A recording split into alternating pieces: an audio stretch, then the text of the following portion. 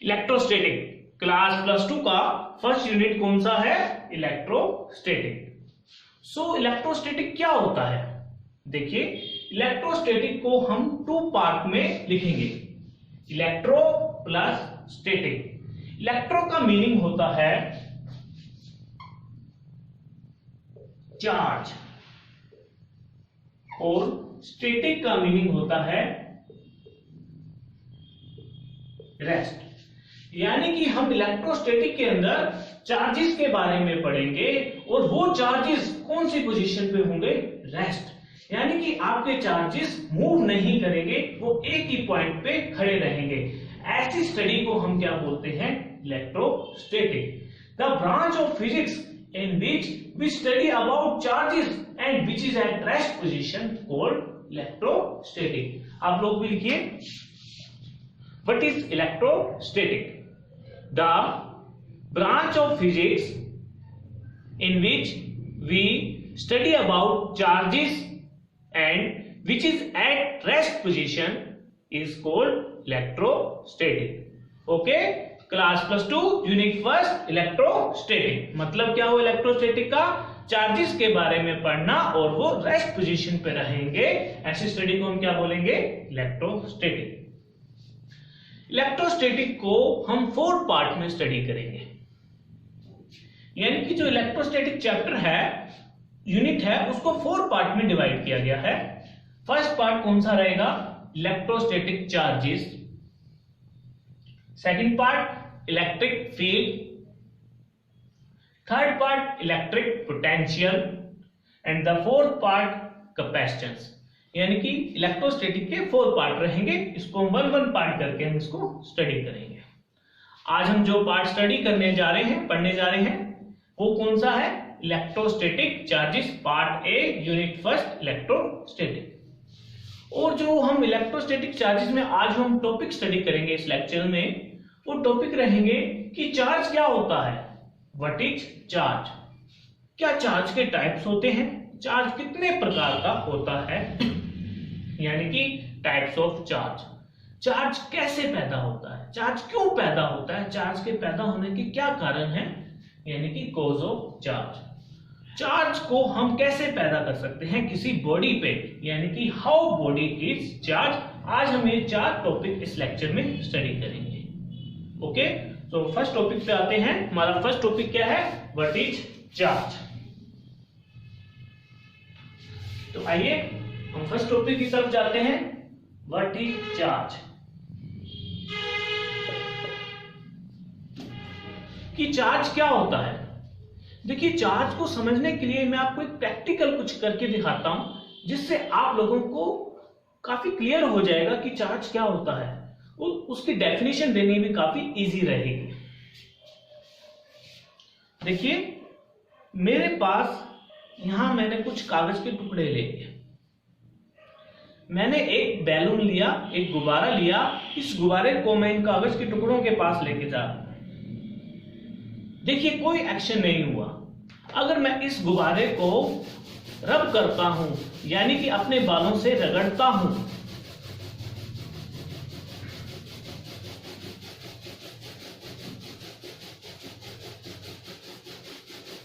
देखिए मैंने इस गुब्बारे को रगड़ा, अब मैं इसके पास लेके गया। देखिए, ये कागज के टुकड़े इसके साथ चिपक रहे हैं, यानी कि गुब्बारा इन कागज के टुकड़ों पे फोर्स लगा रहा है। तो हम क्या कहेंगे? इस गुब्बारे के अंदर क्या पैदा हो गया? सोचिए, चार्ज पैदा हो गया। क्या पैदा हो गया? चार्ज। ओके, तो हमने क्या बोला? इस गुब्बारे के अंदर क्या पैदा हो गया? चार्ज पैदा हो गया। सो व्हाट इज चार्ज? चार्ज क्या होता है? चार्ज किसी भी मटेरियल की एक प्रॉपर्टी है। क्या प्रॉपर्टी है? कि वह दूसरी चीजों पे फोर्स लगाता है। ऐसी प्रॉपर्टी को हम क्या बोलते हैं? Charge. So what is charge? It is the property of material due to which it exerts a force on another body and this property is called charge. आइए आप लोग भी लिख लीजिए, charge it is the property of material due to which it exert a force is called charge। यानी कि एक balloon एक मटेरियल था जिसके कारण जिसके ऊपर एक प्रॉपर्टी आ गई रगड़ने से। क्या प्रॉपर्टी आ गई, उसके अंदर क्या विशेषता आ गई कि वह दूसरी चीजों को, यानी कि अभी हमने देखा वो कागज को अपनी तरफ अट्रैक्ट करने लग गया, यानी कि उस पर फोर्स लगाने लग गया। ऐसी प्रॉपर्टी को जो कि दूसरी चीजों पे फोर्स लगा रहा था, हमने ऐसी प्रॉपर्टी का क्या नेम दिया, चार्ज। ओके, आप लिख लीजिए, it is the property of material due to which it exert a force is called charge. Okay,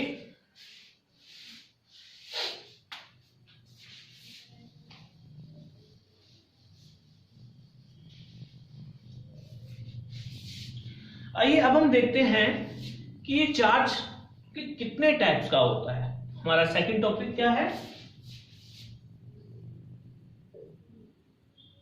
types of charge,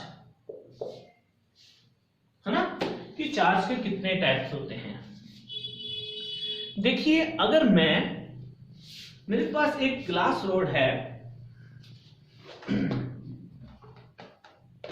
ये ग्लास रोड है, अगर मैं ग्लास रोड को एक कपड़े से क्या कर रहा हूं, रब कर रहा हूं। सिल्क के कपड़े से मैं इसको क्या कर रहा हूं, रब कर रहा हूं। रब करने से इसके अंदर क्या पैदा हो जाएगा, चार्ज पैदा हो जाएगा। ओके, मैंने क्या किया, मैंने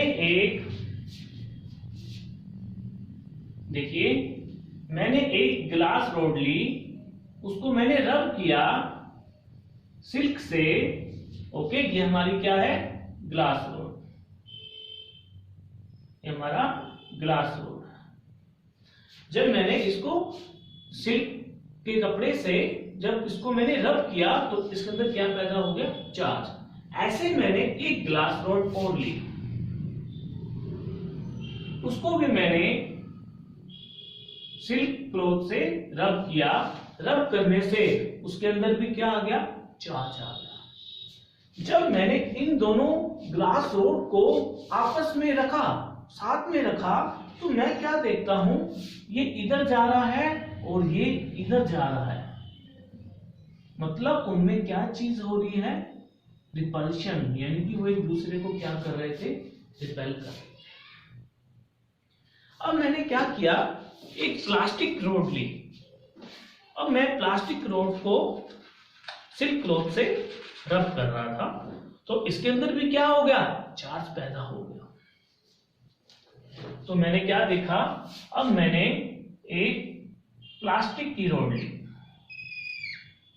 उसके अंदर क्या पैदा हो गया, चार्ज।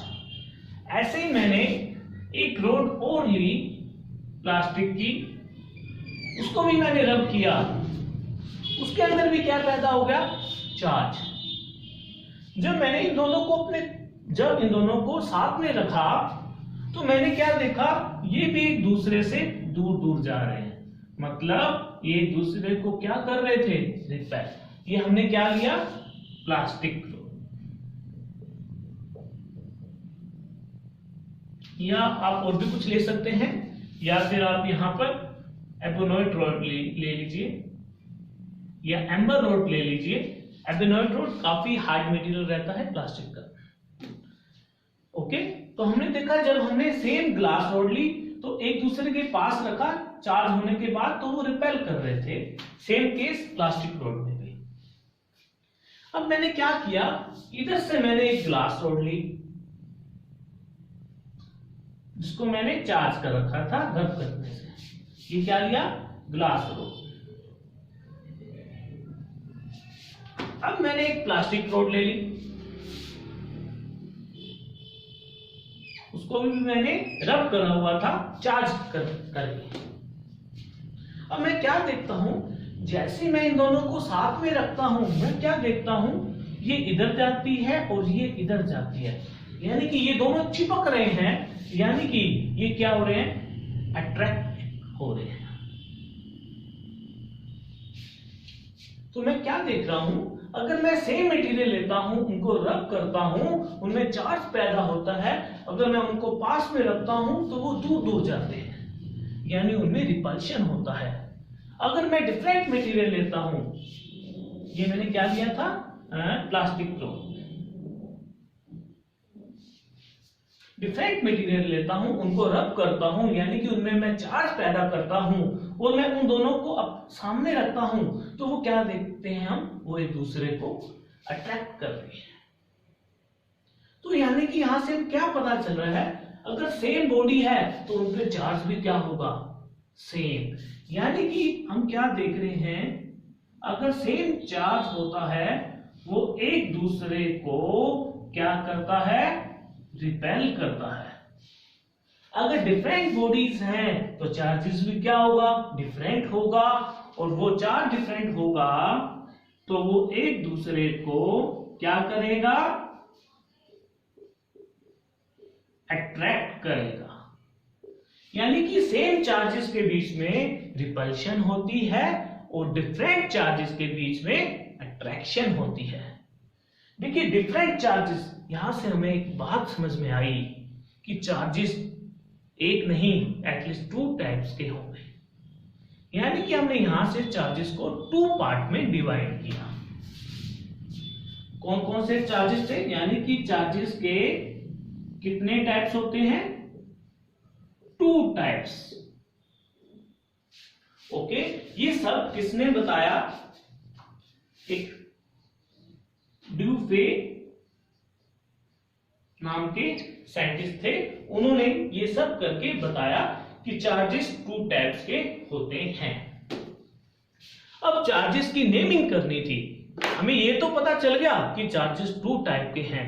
चार्जेस की नेमिंग किन्होंने करी, Benjamin Franklin,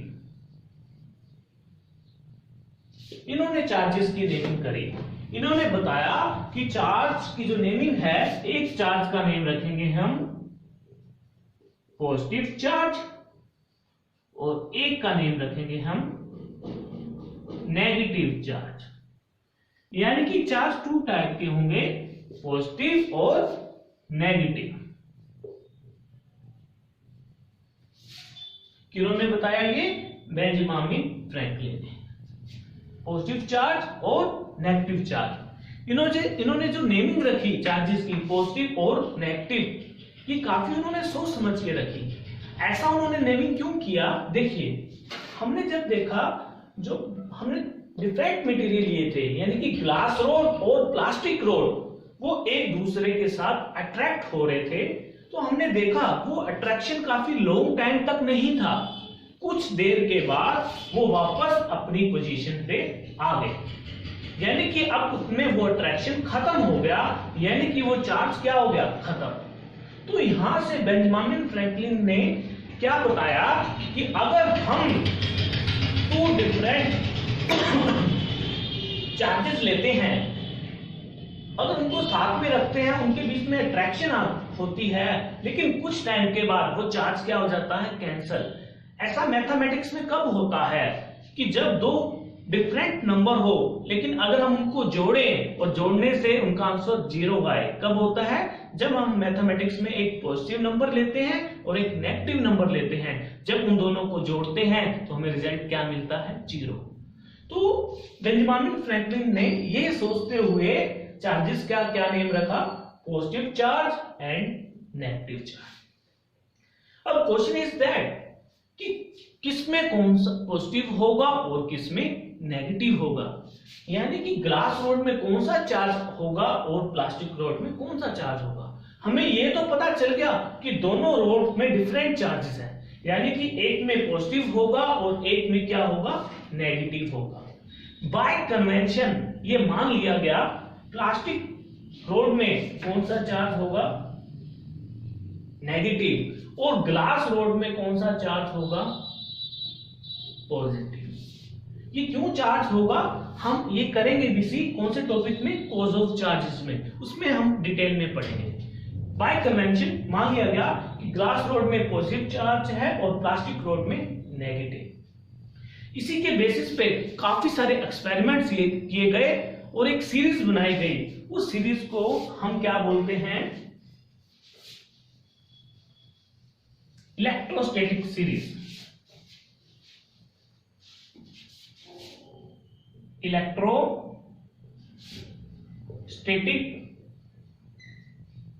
series.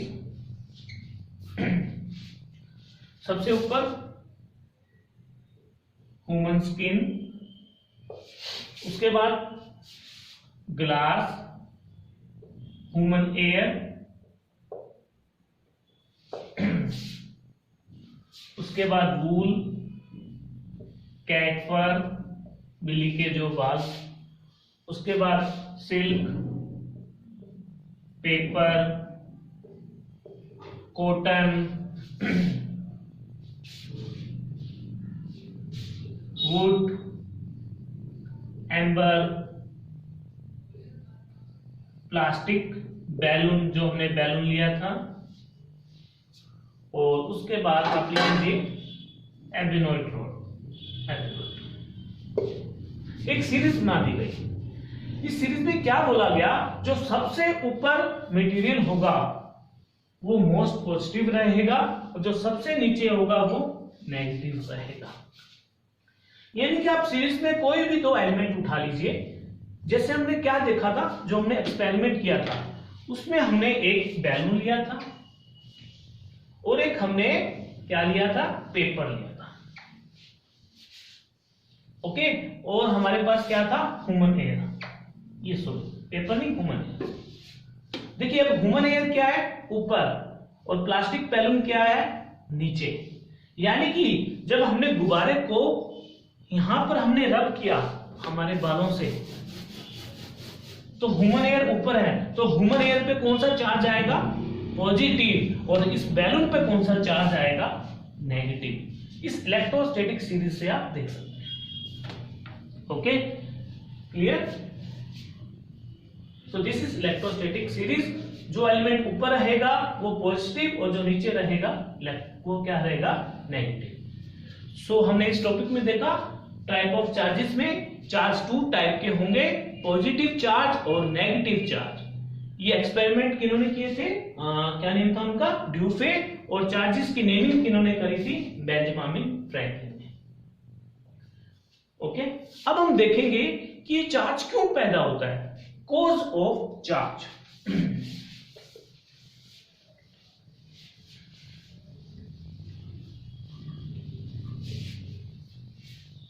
Cause of charge.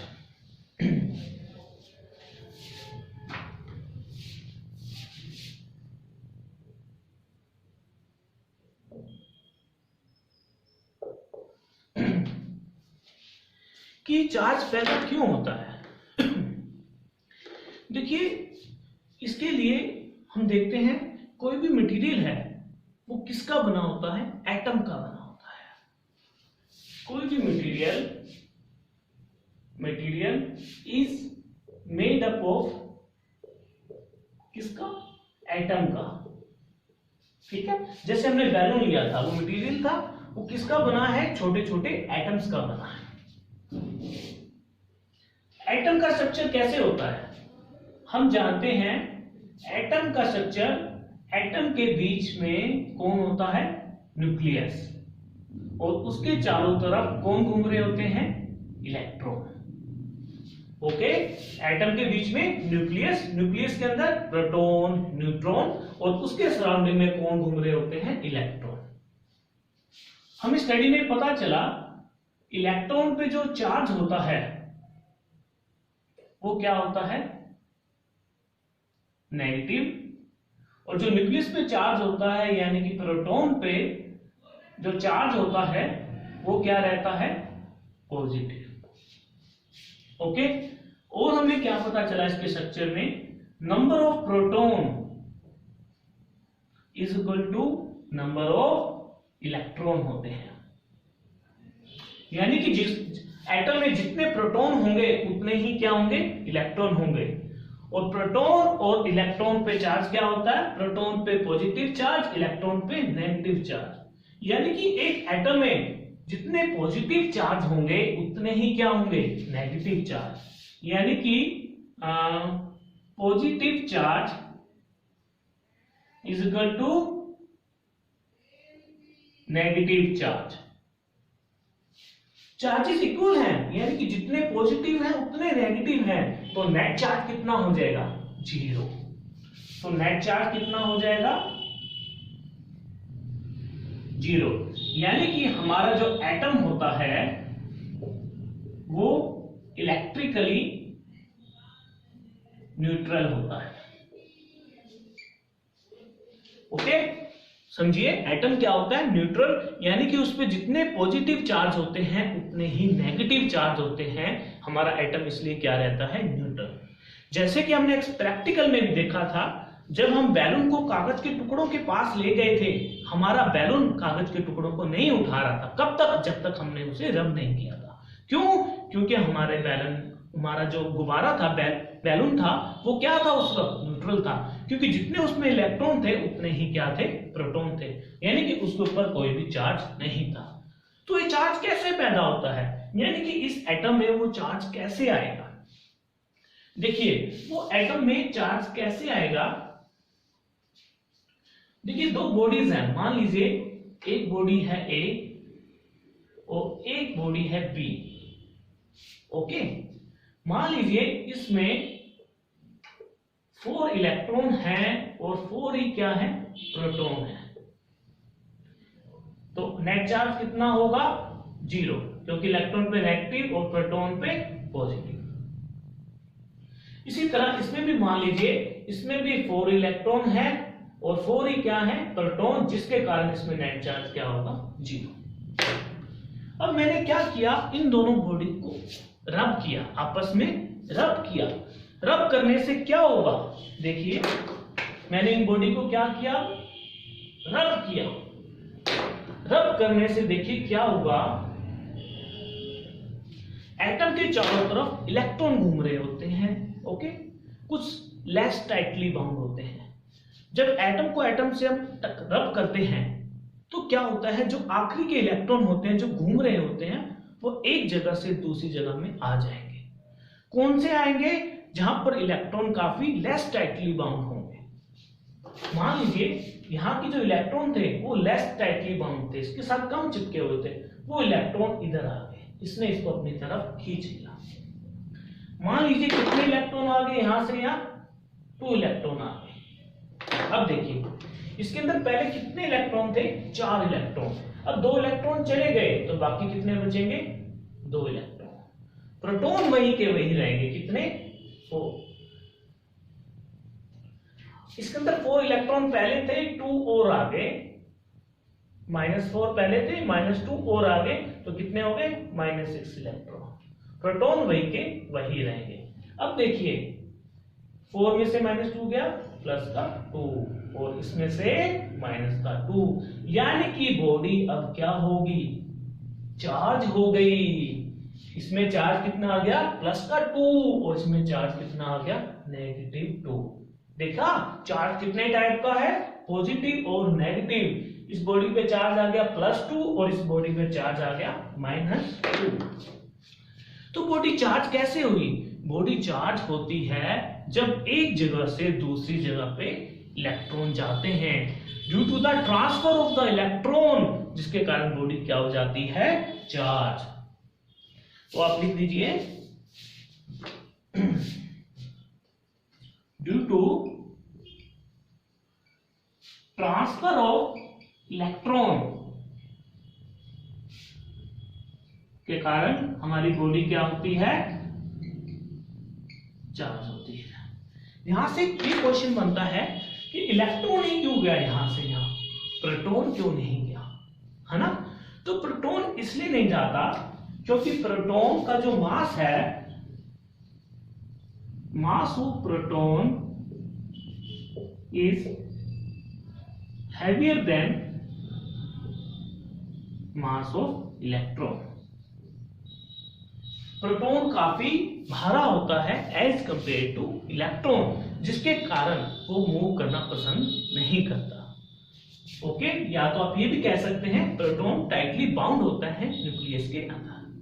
सो क्यों कौन जाता है एक बॉडी से दूसरी बॉडी? इलेक्ट्रॉन। आपको ये भी ध्यान रखना होगा, जिस बॉडी से इलेक्ट्रॉन जा रहा है उस बॉडी पे चार्ज कौन सा आएगा? पॉजिटिव। और जिस बॉडी के ऊपर जा रहा है उसके ऊपर चार्ज क्या आएगा? नेगेटिव। यानी कि टू टाइप के चार्ज हुए, पॉजिटिव और नेगेटिव। पॉजिटिव चार्ज हम किसको बोलेंगे? जिस बॉडी के अंदर लेसर नंबर ऑफ इलेक्ट्रॉन होंगे as compare to proton.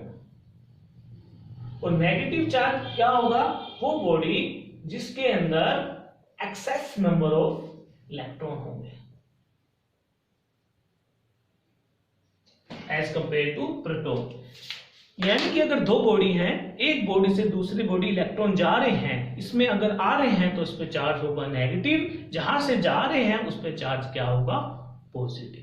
Okay, तो आपको मालूम हो गया होगा कि चार्ज क्यों पैदा होता है। चार्ज इसलिए पैदा होता है क्योंकि अगर एक बॉडी से दूसरी बॉडी पे अगर इलेक्ट्रॉन जाते हैं, due to the transfer of the electron, जिसके कारण बॉडी में क्या पैदा हो जाता है? चार्ज। आपको ध्यान रखना है, चार्ज टू टाइप का, पॉजिटिव और नेगेटिव। बॉडी वो पॉजिटिव चार्ज बॉडी होगी कब? जब उसके अंदर प्रोटॉन ज्यादा होंगे एज कंपेयर टू इलेक्ट्रॉन। वो बॉडी नेगेटिव चार्ज कब कहलाएगी? जब उसके अंदर नंबर ऑफ इलेक्ट्रॉन ज्यादा होंगे एज कंपेयर टू प्रोटॉन, जैसे कि हमने यहां देखा। ओके, आप ये सब लिख लीजिए। कोज ऑफ चार्ज की बॉडी चार्ज क्यों होती है? क्योंकि हमारा मटेरियल है वो एटम का मिलकर बना होता है। एटम इलेक्ट्रिकली न्यूट्रल होता है क्योंकि number of electron is equal to number of proton होते हैं, और प्रोटॉन पे चार्ज और इलेक्ट्रॉन पे चार्ज अपोजिट होता है, जिसके कारण एटम न्यूट्रल रहता है। लेकिन अगर हम एक बॉडी से दूसरी बॉडी पे इलेक्ट्रॉन को ट्रांसफर कर दें, जिसके कारण बॉडी क्या हो जाएगी? चार्ज, क्योंकि इलेक्ट्रॉन उसमें चला गया। इलेक्ट्रॉन के ट्रांसफर होने से बॉडी क्या हो जाती है? चार्ज हो जाती है। तो आपको याद रखना है, it is the basic reason cause of charge due to the transfer of electron। Okay, और प्रोटॉन क्यों नहीं जाता? क्योंकि प्रोटॉन का मास काफी हैवियर होता है as compare to electron. Okay, आइए अब हम नेक्स्ट टॉपिक की तरफ जाते हैं, हाउ बॉडी इज चार्ज। कि बॉडी को चार्ज करने के क्या क्या तरीके हैं।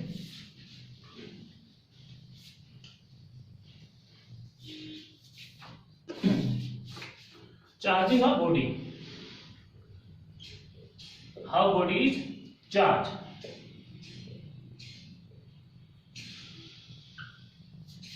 ओके, बॉडी को हम चार्ज किस तरह कर सकते हैं?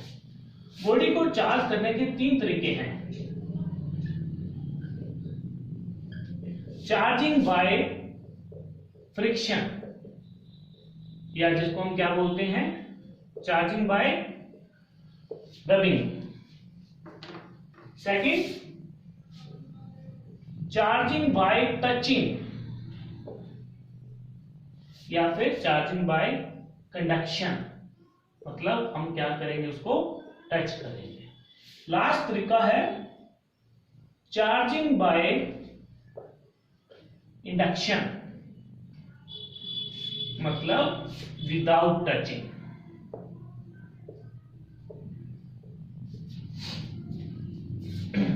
तो किसी बॉडी को हमने चार्ज करना है, उसके तीन तरीके रहेंगे। पहला तरीका क्या है? चार्जिंग बाय फ्रिक्शन और रबिंग। ये हमने अभी अभी देखा भी सी। अगर हम किसी बॉडी को रब करते हैं, एक बॉडी को दूसरे बॉडी से, so due to the transfer of the electron, हमने देखा उसके कारण बॉडी क्या हो जाती है? चार्ज। देखिए नेक्स्ट तरीका क्या देखते हैं? Charging by induction.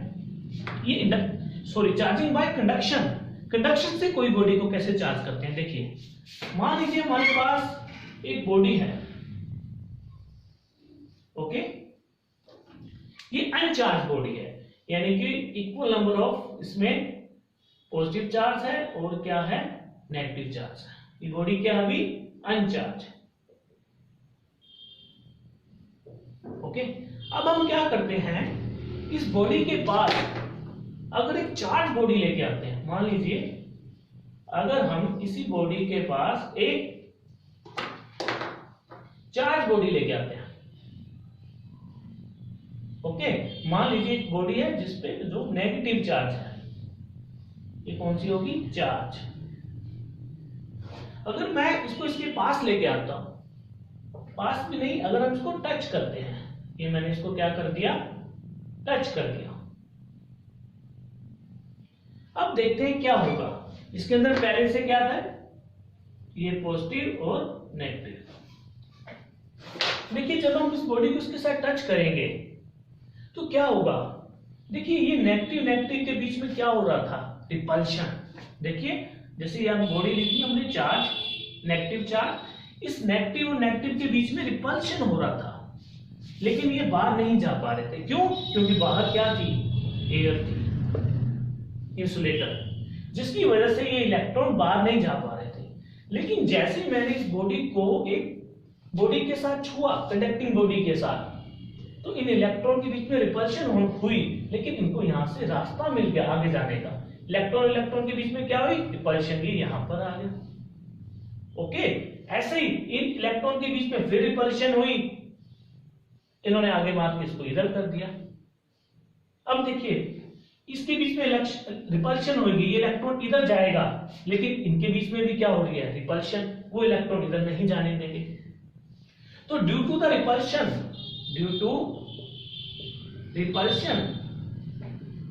होने के कारण ये एक दूसरे को फोर्स लगाते हैं और वो इलेक्ट्रॉन इधर आ गए। अब देखिए, अब मैंने क्या किया, अगर इस बॉडी को मैं हटा देता हूं, साइड में कर देता हूं, तो हम क्या देखते हैं? इसके अंदर 1 2 3 4 5 नेगेटिव हो गए और 3 क्या है? पॉजिटिव। यानी कि बॉडी क्या होगी? चार्ज होगी, क्योंकि इसमें देखो एक्स्ट्रा नंबर ऑफ इलेक्ट्रॉन आ गए। तो ये बॉडी क्या होगी? चार्ज होगी। किससे? नेगेटिव से। और ये बॉडी भी चार्ज है, क्योंकि इसमें अभी भी क्या है? इलेक्ट्रॉन ज्यादा है। ये बॉडी भी क्या है? चार्ज। तो हमने क्या देखा? चार्जिंग बाय कंडक्शन में किसी अनचार्ज बॉडी को चार्ज करना किसी भी चार्ज बॉडी से। कैसे? मान लीजिए अनचार्ज बॉडी है और ये चार्ज बॉडी है, इसको मैं इसके साथ टच कर दूंगा, तो क्या होगा? इस बॉडी में जो भी इलेक्ट्रॉन होंगे, इलेक्ट्रॉन और इलेक्ट्रॉन के बीच में रिपल्शन होने के कारण वो इलेक्ट्रॉन इसके अंदर आ जाएंगे। कब तक? जब तक इन दोनों में इक्विलिब्रियम नहीं हो जाता, मतलब वो इक्वल ना हो जाए। इक्वल हो जाएंगे जब हम इसको हटा लेंगे, जैसे हमारी बॉडी क्या हो जाएगी? चार्ज। ऐसे तरीके को हम क्या बोलते हैं? Charging by conduction. Charging by friction में रब करना, चार्जिंग बाय कंडक्शन में टच करना। Due to repulsion of the electron between the electron, आपके इलेक्ट्रॉन एक बॉडी से दूसरी बॉडी आ जाएंगे, वो बॉडी चार्ज हो जाएगी। ओके, थर्ड तरीका क्या है? Charging by induction.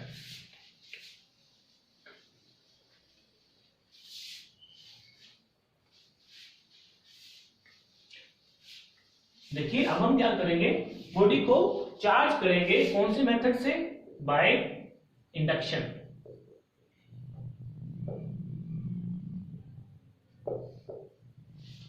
किसी बॉडी को चार्ज करना इंडक्शन से, मतलब उसको बिना छुए। मान लीजिए कि जैसे एक बॉडी है, ये, इसको मैंने इंसुलेटिंग स्टैंड पे यहां खड़ा कर दिया। ये बॉडी क्या है? अनचार्ज।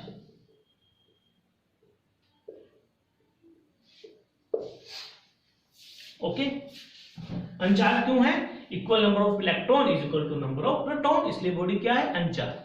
अब मैं क्या करता हूं? अगर इस अनचार्ज बॉडी के पास मैं एक चार्ज बॉडी लेके आता हूं,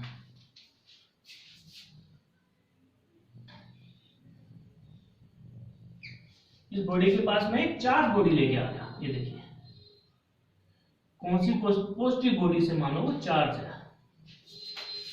जैसे इस बॉडी के पास मैं एक चार्ज बॉडी लेके आता हूं, चार्ज, और ये कौन सी है? अनचार्ज।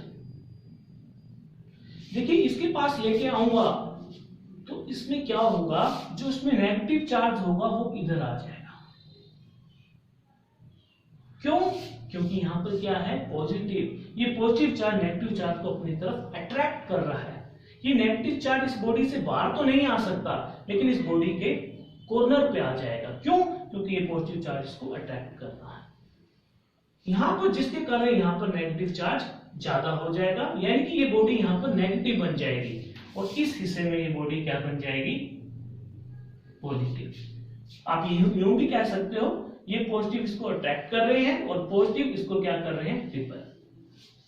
ये इस तरफ आना चाहते हैं और ये उस तरफ अट्रैक्ट, लेकिन दोनों ही बाहर नहीं जा सकते। क्यों? क्योंकि बाहर एयर है, insulator. First case, second case. उसके बाद हमने थर्ड स्टेप हम क्या करते हैं, इस बॉडी को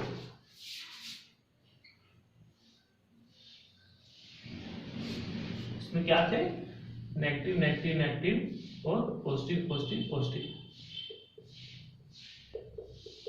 इस बॉडी को अगर मैं ग्राउंडेड कर दूं यानी कि अर्थ कर दूं,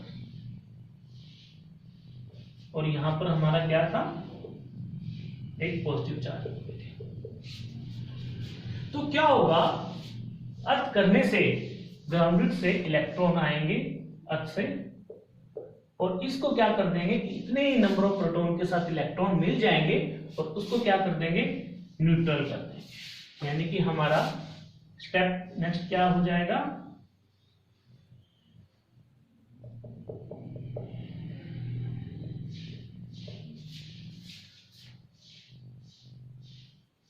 ये क्या हो जाएंगे, न्यूट्रल हो जाएंगे। ओके, इलेक्ट्रॉन यहां पर आके पॉजिटिव चार्ज को क्या कर देगा, न्यूट्रल। ओके, ये नेगेटिव चार्जेस आए और यहां पर इनको न्यूट्रल कर दिया। ओके, अब हम क्या देख रहे हैं, इस बॉडी के अंदर सिर्फ नेगेटिव चार्ज है। अब हमने क्या किया, इस चार्ज बॉडी को हटा दिया, रिमूव कर दिया।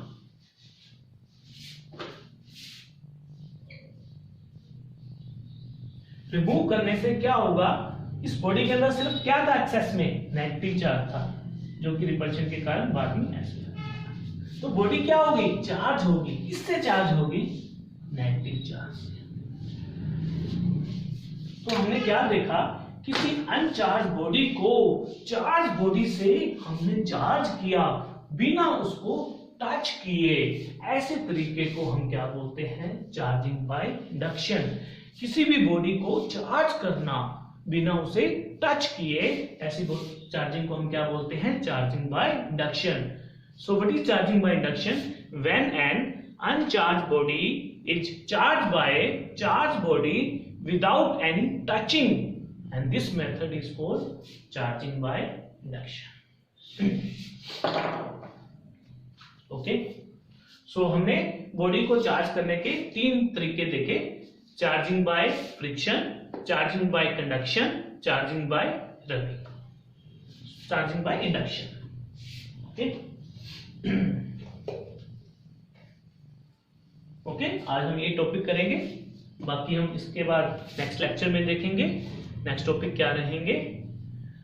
ओके, सो थोड़ा सा इसको रिव्यू कर लेते हैं। आज हमने क्या पढ़ा, आज हमने इलेक्ट्रोस्टैटिक यूनिट फर्स्ट क्लास 2 की स्टार्ट करी। इलेक्ट्रोस्टैटिक मतलब चार्जेस के बारे में पढ़ना, और चार्जेस रेस्ट पोजीशन पे। एंड व्हाट इज चार्जेस, एक मटेरियल की प्रॉपर्टी है जिसके कारण में दूसरी चीजों पे फोर्स लगाता है। चार्जेस 2 टाइप के होते हैं, पॉजिटिव और नेगेटिव। सेम चार्जेस रिपेल करते हैं और डिफरेंट चार्जेस अट्रैक्ट करते हैं। बेंजामिन फ्रैंकलिन ने इन चार्जेस की नेमिंग करी। जब हमने ग्लास रोड को इसके साथ रिपेल देखा, बोलिए प्लास्टिक रोड के साथ, हमने इलेक्ट्रोस्टैटिक सीरीज भी बनाई। उस सीरीज में जो ऊपर रहेगा उस पर पॉजिटिव चार्ज, जो नीचे रहेगा नेगेटिव चार्ज, बाय कन्वेंशन हमने माना। उसके बाद कोज ऑफ चार्ज, की चार्ज क्यों पैदा होता है, चार्ज इसलिए पैदा होता है क्योंकि एक बॉडी से दूसरी बॉडी पे इलेक्ट्रॉन जाता है। वो इलेक्ट्रॉन कैसे भी जा सकता है, चाहे बाय कंडक्शन जाए, चाहे बाय रबिंग जाए, या बाय इंडक्शन जाए, यानी कि उसके तरीके थे। सो ये आज हमने इसके बारे में पढ़ा। कल हम जो नेक्स्ट लेक्चर में देखेंगे प्रॉपर्टीज ऑफ चार्ज, की चार्जेस की क्या क्या प्रॉपर्टीज रहती हैं। ओके।